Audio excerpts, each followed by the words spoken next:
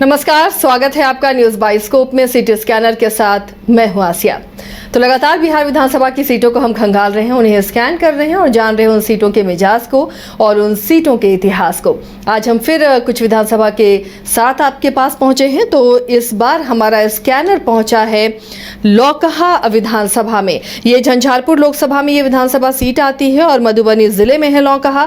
फिलहाल तो आरजेडी का यहाँ कब्जा है, लेकिन लौकहा विधानसभा में जनता किसे वोट करती रही है? क्या हमेशा से यहाँ आरजेडी का वर्चस्व रहा है या किसी खास कैंडिडेट का दबदबा रहा है?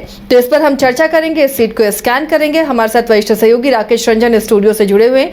रंजन जी, लौकहा सीट को अगर हम स्कैन करते हैं तो क्या कुछ निकल कर सामने आता है? देखिए, जो लौकहा है वो एक सीमावर्ती इलाका है, नेपाल से सटा हुआ है। और जब इस विधानसभा सीट पर आप इसको राजनीतिक रूप से स्कैन करने जाइएगा तो ये चीज़ें दिखती हैं कि शुरुआत में जब आप यहाँ पर शुरू करते हैं तो 1967 तक जो है वो कांग्रेस और जो सोशलिस्ट विचारधारा है उसके बीच जो है एक मुकाबला, चुनावी मुकाबला देखने को मिलता था। लेकिन फिर इसके बाद कम्युनिस्ट पार्टी की एंट्री हो गई और वामपंथ के आने के बाद कई बार ट्रायंगुलर फाइट हुई। इसमें जो है वामपंथी भी यहाँ से चुनाव जीतते रहे, कांग्रेस भी चुनाव जीती और समाजवादी विचारधारा के लोग भी जीतते रहे। लेकिन फिर जैसे जैसे चीज़ें आगे बढ़ी तो 1995 के बाद अगर आप देखिए तो जो मुख्य मुकाबला है वो जो सोशलिस्ट विचारधारा की पार्टियां थी, जब वो अलग अलग खेमों में बट गई, समता पार्टी कह लीजिए, फिर आरजेडी जेडीयू की बात कर लीजिए, तो उनके बीच जो है मुकाबला होना शुरू हुआ और कांग्रेस इस रेस से बाहर हो गया। इन सब के बीच 2015 में जब महागठबंधन बना तो बीजेपी ने भी जो है लौकहा में कमल का फूल खिला दिया।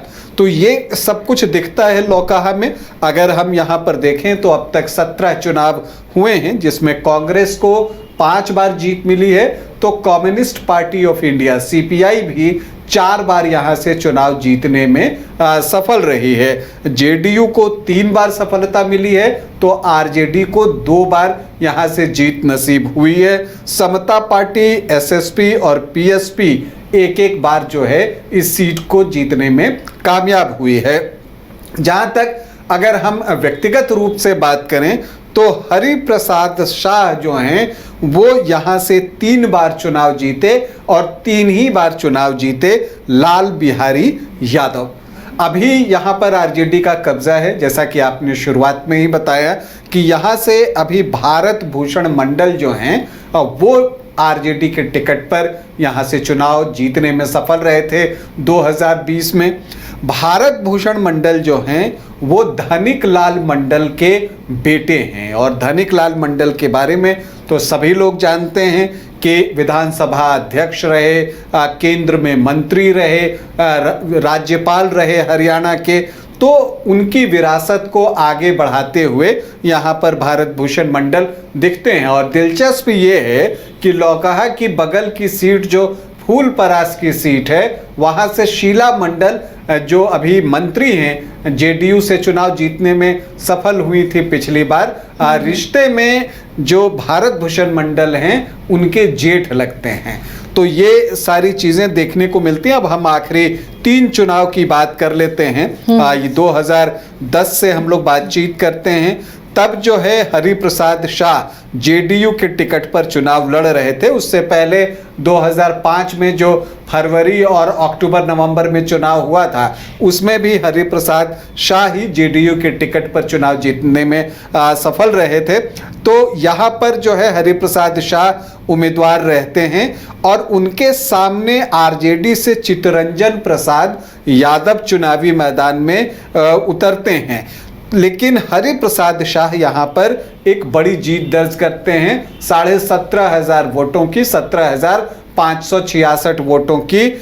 उनको 47,849 मतलब कि लगभग 35% वोट आए थे। तो चित्तरंजन प्रसाद यादव को 30,283 मतलब 22% वोट आए थे। और यहाँ से तजम्मुल हुसैन जो हैं वो जेडीएस के टिकट पर खड़े हो गए थे और वो 15,000 वोट लेकर निकल गए। मतलब 11,000 वोट जो आपके माफ कीजिएगा 11% वोट जो है तजम्मुल हुसैन को मिला। इसके अलावा कांग्रेस से जो उम्मीदवार थे देव नारायण मंडल, उनको भी 15% वोट आया। तो अगर इन दोनों वोट को आप आरजेडी के वोट में जोड़ दें तो परिणाम बदल सकता था, लेकिन जो वोटों का बंटवारा हुआ उसका सीधा लाभ हरिप्रसाद शाह को मिला।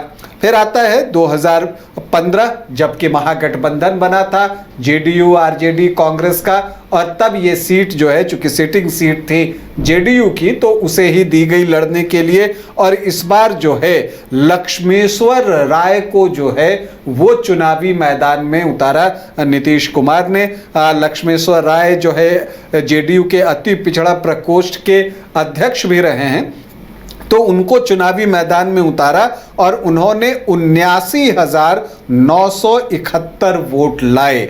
मतलब कि उनका जो मत प्रतिशत था वो था 43.64%। और उनके सामने बीजेपी ने प्रमोद कुमार प्रियदर्शी को जो है मैदान में उतारा था और उन्होंने भी बेहतर प्रदर्शन किया। 56,138 वोट लाए, 30.64%।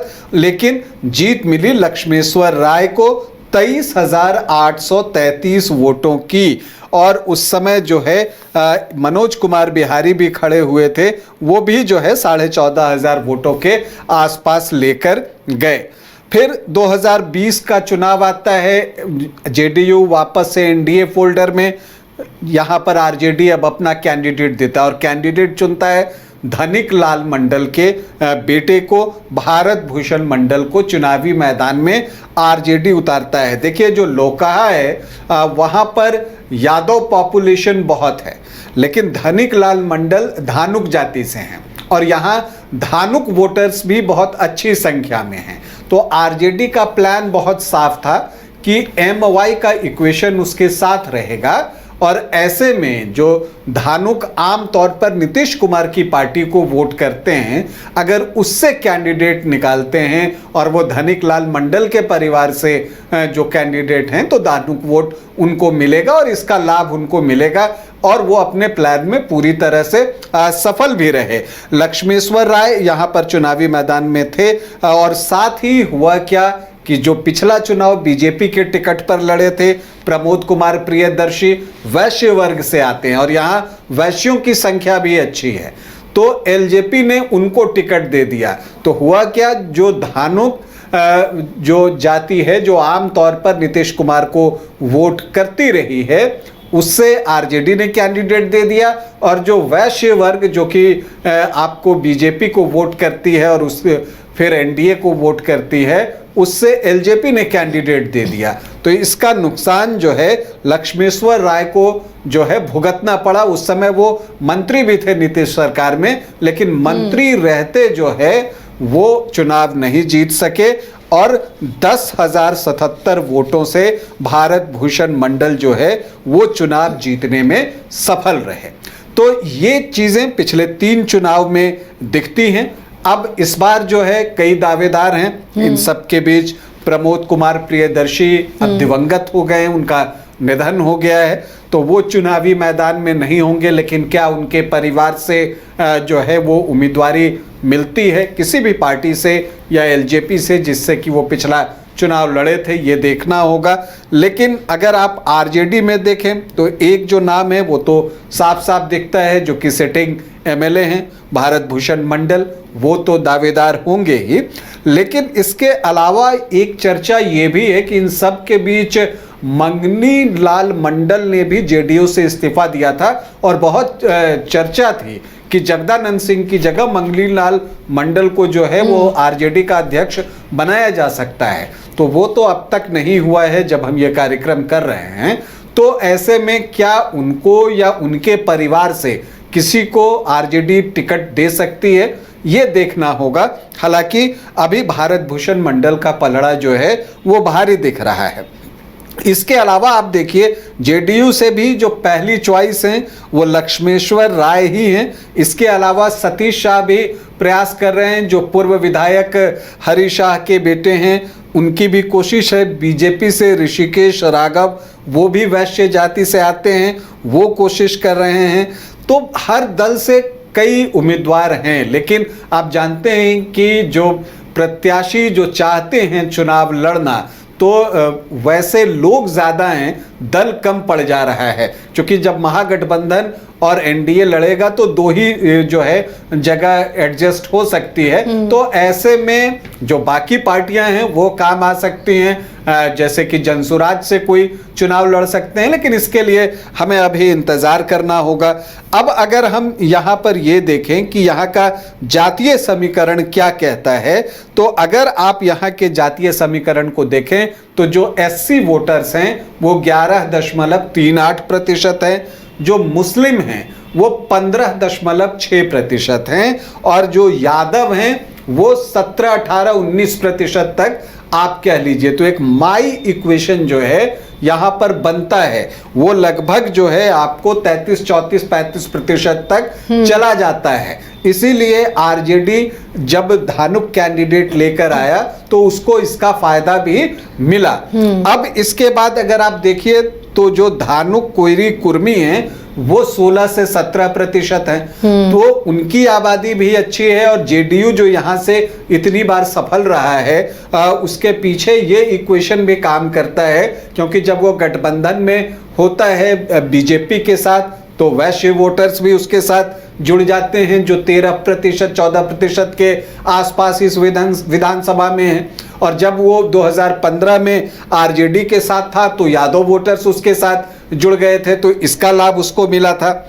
इसके अलावा यहाँ पर ब्राह्मण जो हैं वो 5-6% हैं, राजपूत भी 2.5-3% हैं, मल्लाह 3-4% हैं। लेकिन जो डिसाइडिंग हैं, जो अन्य पिछड़ी जातियाँ और अति पिछड़ी जातियाँ हैं, वो यहाँ पर अच्छी संख्या में हैं। वो किस तरफ जाती हैं उस पर भी इस विधानसभा का परिणाम बहुत कुछ निर्भर करेगा। तो लौकहा में इस बार का चुनाव पिछली बार से थोड़ा अलग आपको दिखेगा।